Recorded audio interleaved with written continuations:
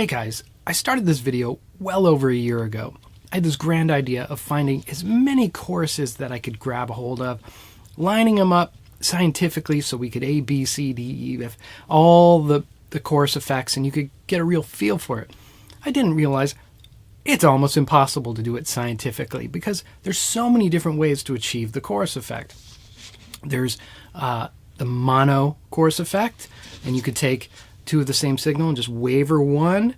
There's splitting, which some of the stereo pedals will do. They'll take your dry signal here and they'll give you the wavering signal here, and so that'll create a chorus effect. And when you're standing in front of two amps, you won't really notice that it's not a stereo chorus. It's a stereo chorus effect, but only one side is affected.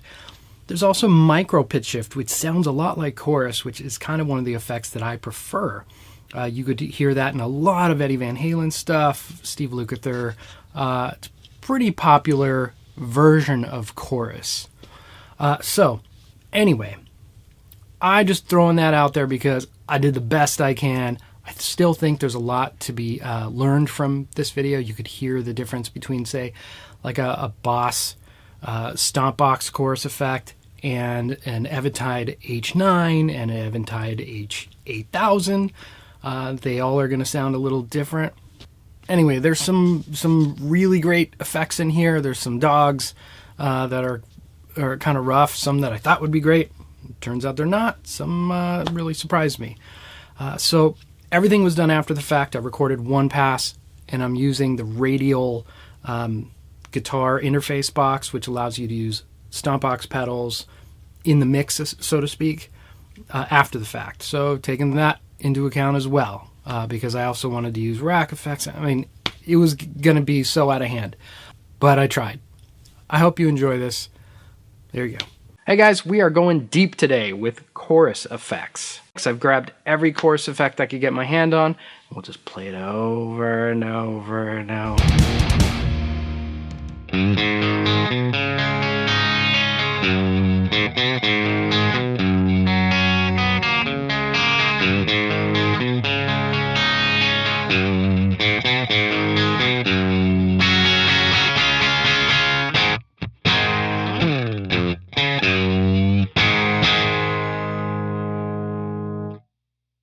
So the whole idea of the chorus in the first place is to simulate two or more guitar players. So you've got your one, and that's nice up the middle. And then, but what if you wanted to get kind of like a 12-string-ish sound, which you've got two strings happening on each string, and it creates sort of a lush, natural chorus effect. Or in the studio, when you double a guitar, you'll also kind of get a nice chorus effect. So I'll do that first before we get into the effects.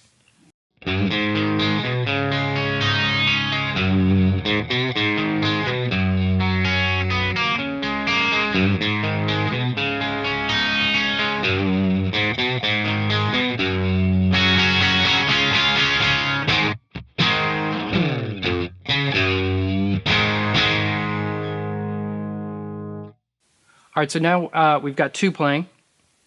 You've got your main, you've got the double, but if you were going to add a chorus like in at the mix stage or in a wet, dry, wet, you've got your main, and then you have sort of two other sort of modulating doubles happening. So I'll do one more and we'll pull that up.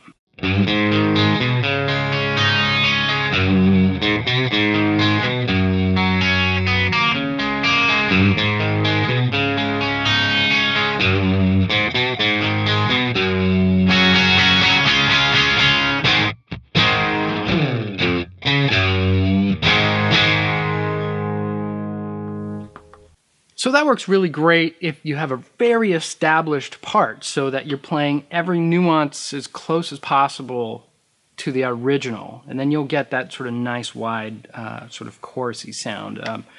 You could do this sort of thing with heavy rhythms or clean chimey stuff or anything in between. As long as it's a very consistent sound, it'll get really tight and you'll have this incredible wide sound stage, especially if you do hard left and hard right, nothing in the middle. Let the drums and bass be in the middle.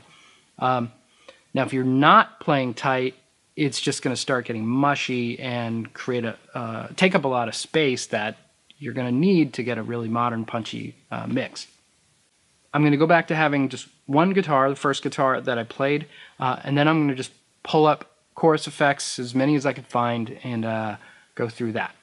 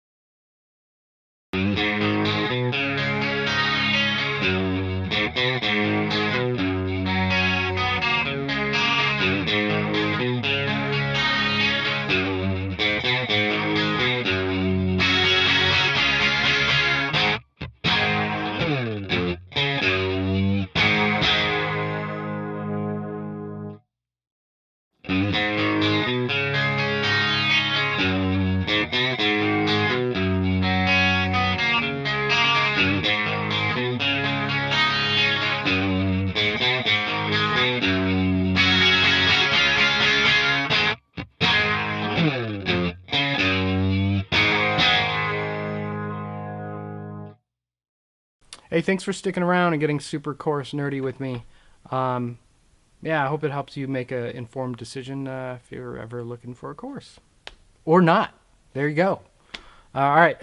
Like and subscribe if you will. And thanks. See you next time.